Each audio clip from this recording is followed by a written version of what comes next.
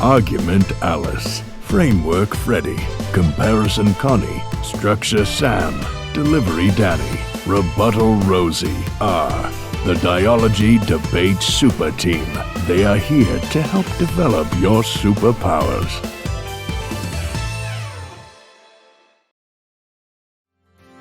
Hello everyone, Delivery Danny here. Today, we will continue your training in the art of delivery.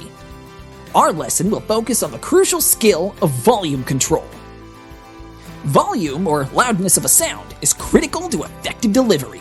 If a speaker is too quiet, the audience might not understand the speech. If a speaker is too loud, the audience might be uncomfortable or annoyed.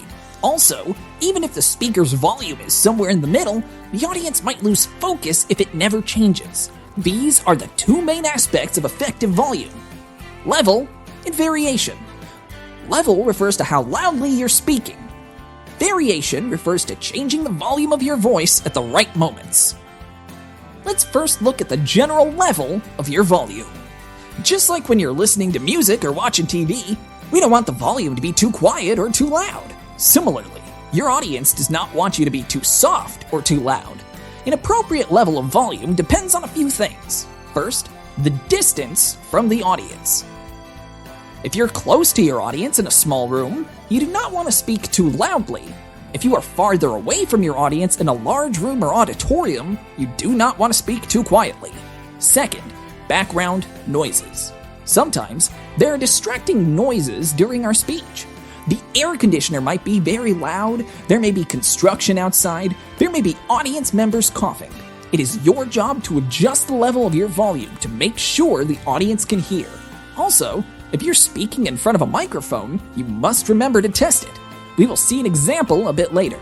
Next, let's consider the variation in your volume. Once we find the correct volume level, it is essential to add variety. For example, an engaged audience will naturally respond to a speaker who increases or decreases their volume. This is why speakers will lower their volume when they arrive at a critical point in their speech. By slowing down how quickly and loudly we talk, the audience is likely to increase focus, so they do not miss the argument. We can also raise our voice with a similar effect. We might speak more quietly when we are setting up our argument and delivering the key claim or reasoning. We might increase our volume when we are articulating our impact and want the audience to notice. Sometimes, when making a firm rebuttal, it can be effective to raise your volume. However, if you try to emphasize everything in your speech, then nothing will be emphasized. If used correctly, volume control can be one of the most significant factors in determining what the audience will remember regarding your speech. Let's look at a master in action, Martin Luther King. Like anybody, I would like to live a long life. Longevity has its place. But I'm not concerned about that now. I just want to do God's will. And He's allowed me to go up to the mountain.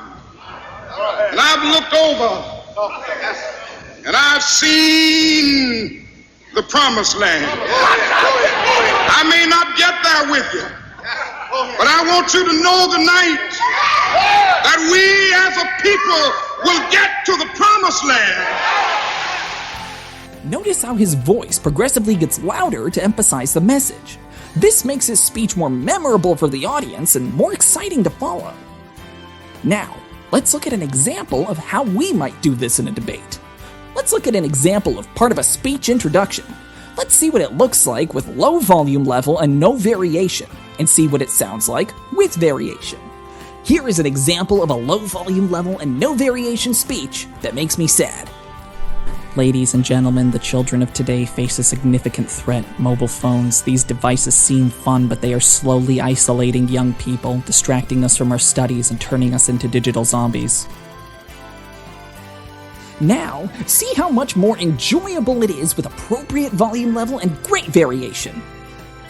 Ladies and gentlemen, the children of today face a significant threat: mobile phones.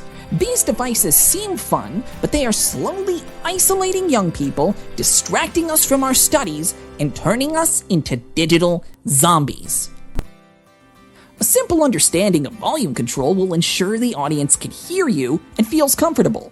An advanced understanding of volume control will provide necessary signals to the audience about which points in your speech are the most important. Next time you speak, try to use volume as a way to enhance your message. Good luck!